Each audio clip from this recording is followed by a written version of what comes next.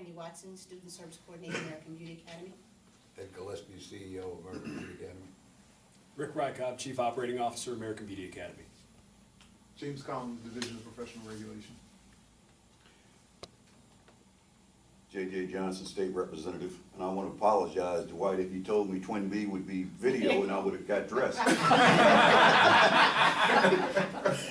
Thank you.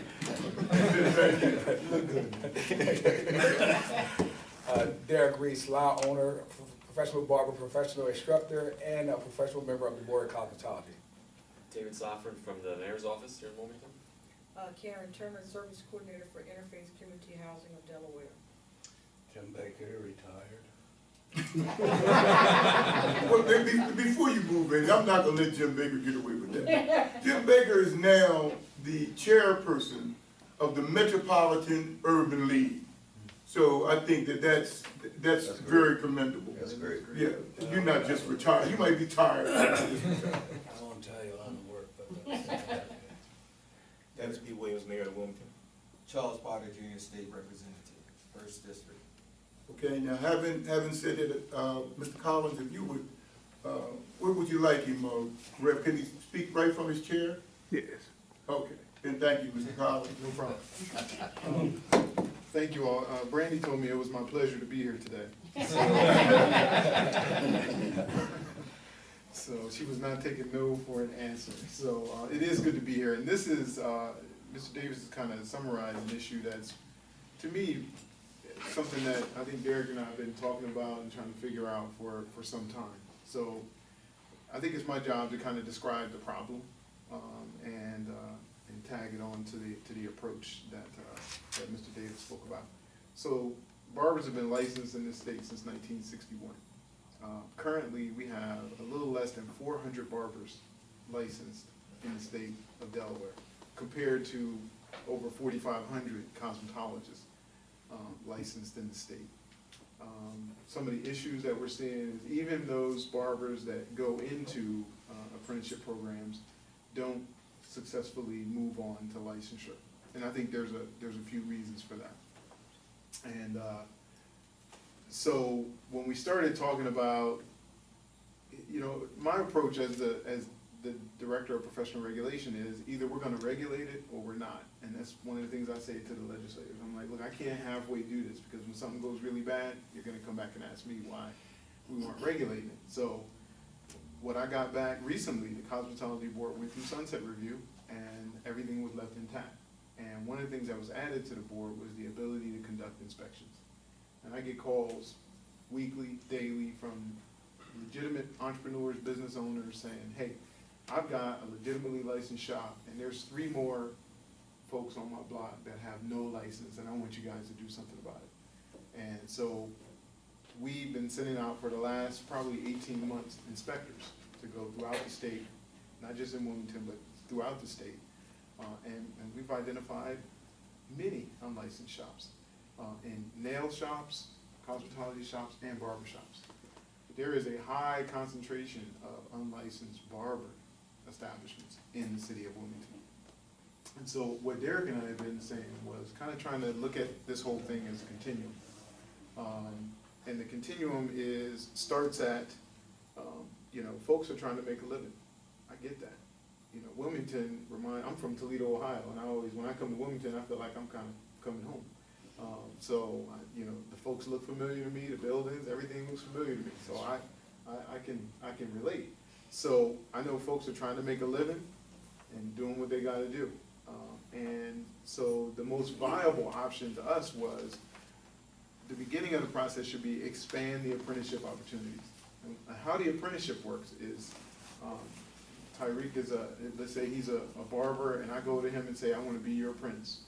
And if he says yes, we fill an application, and within a very short period of time, I can have an apprenticeship license. And that license allows me to start seeing customers now. Once I have it, I can start cutting hair, I can start making money, in whatever arrangement we have. And I think that the barbers in the past, for the few, and it's been relatively few apprenticeships that have gone, folks that have gone through apprenticeship programs, I think the barbers see them as chair rent. You know, that's somebody else to rent a chair in my shop, that's good. And so they get them in there and they get them work, but they don't necessarily give them any structured teaching. So when it comes to the exam, either one, they don't take it, they just kind of stay out there because this is what they've been doing, or two, they take it and fail it. And the numbers I've seen, about 75% of the people that get a barber apprentice license never move on to licensure. So the one piece was, let's expand the apprenticeship opportunities, which Derek has been working on a committee with the board to do that. And I appreciate him being here today. And then the other piece is, you know, building some structure into the apprenticeship program so people are prepared to be successful when they do take the exam to get a license. And this is the conversation that we started to have with American Beauty Academy of, you know, we kind of felt like it would be important to have some type of test preparation for folks so they can really pass the exam, get a license. And what I say to people is, you know, this should be a business, not a hustle. And I want to help you move, you know, on to being a professional business owner. You don't want to have a business where somebody just walks in one day and says, you're done. And so those are the conversations that we've been having. I think that American Beauty Academy has come up with the proposal that they're putting forth. We've discussed some, and you know, I think it probably has some viability for a limited term time period to deal with what we're facing. Because the fact is, there are many shops out there that are unlicensed and people that need to come in. And so some type of accelerated program where there's funding, people can still make a living, I think is a good approach and something that we should explore. Hopefully that, I'll answer any questions that anybody may have. When you talk about the funding, you talked about the funding from the labor or the blue collar. Who would do that? Who would get the money to actually carry out the training program? The student would apply, excuse me, the student would apply for the money. Okay. Maybe a state representative, would you like to? Well, what Dwight was talking about earlier is the Workforce Investment Board. And what the Workforce Investment Board does is provide funding for certain schools. Now, they don't provide it to individuals per se. However, we have at least once a year, different programs come in or different vendors come in and present what kind of program the schooling they're going to provide. And like Dwight said, somebody could come in, presenting a program to provide training for barbers.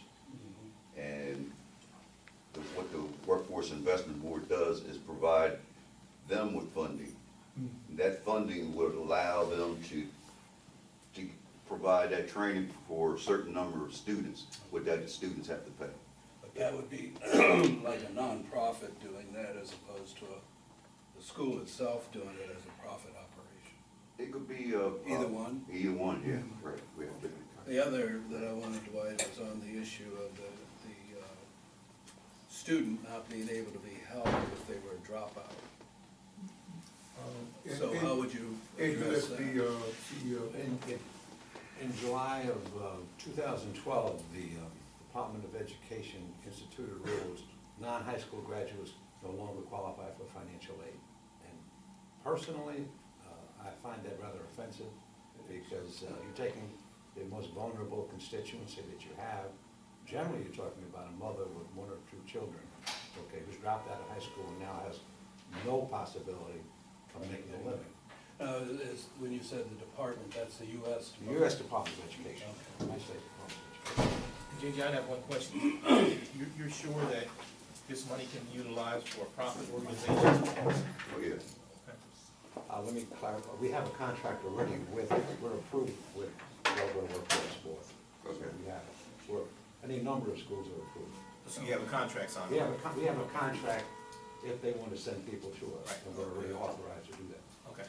Mayor, the purpose of the Workforce Investment Board is to provide training for hard-to-employ individuals.